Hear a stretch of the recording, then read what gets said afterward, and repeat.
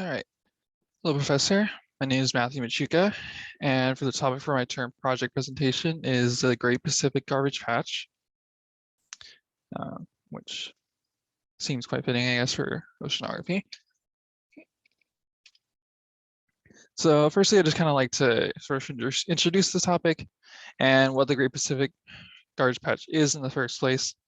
The Great Pacific Garbage Patch is a giant patch of the ocean that is currently it's covered in all sorts of trash like plastic bags, bottles, styrofoam, one-time use items, all stuff that gets thrown away pretty often. And this has been accumulating in the Pacific Ocean in a gyre that's come to form about a 1.6 million square kilometer patch of garbage just entirely been generated by us humans.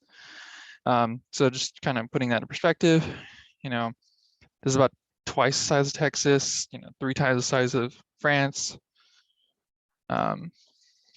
So along with it, it's kind of somewhat important, at least kind of interesting to note that this Great Pacific Garbage Patch actually was first discovered about 25 years ago by a man named Charles Moore, who was a yachtsman that came across the Great Garbage Patch while competing in the Trans-Pacific Yacht Race.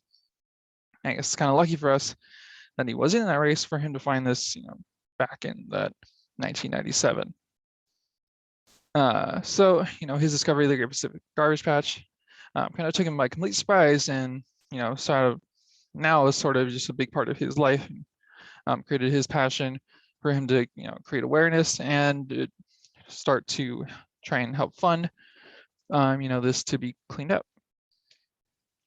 So I guess it might seem kind of obvious it's really bad that there's a giant pile of garbage kind of floating around in the oceans, since the Pacific Ocean, it's not the only place in the world or ocean in the world that you're going to find trash floating around in or any sort of other material like that.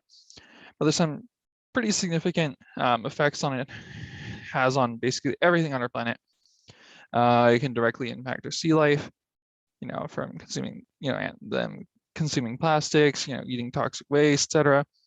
And also the people too can actually, be affected, since we do eat fish and other animals that may have come in contact with this garbage, and kind of leaves our oceans in a very messy sort of place.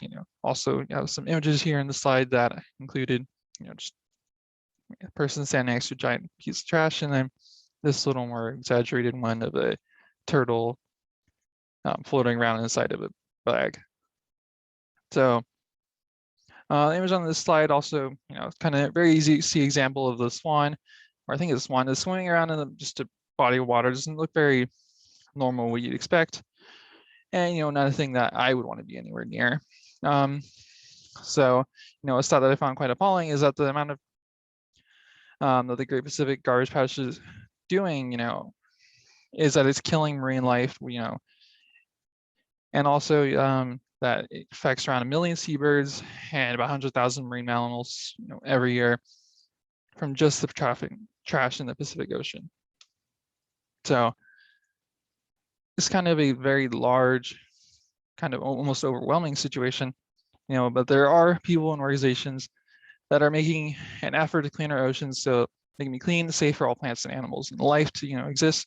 So one of the bigger organizations, or possibly one of the biggest and the ones that I know of, is the Ocean Cleanup, which is also kind of pull a stat from in the second slide, has been developing systems, methods, and new technologies to help remove this trash from our oceans, such as the setup scenes in the images in this slide that are becoming more common, I guess, thankfully. So as a sort of summary in this presentation, I also wanted to just kind of bring up some of the other points and stuff on this slide. There's world produces about 300 million tons of plastic per year, which is insane. There's 5 trillion pieces of plastic in the ocean. 90% of seabirds have eaten some of that plastic.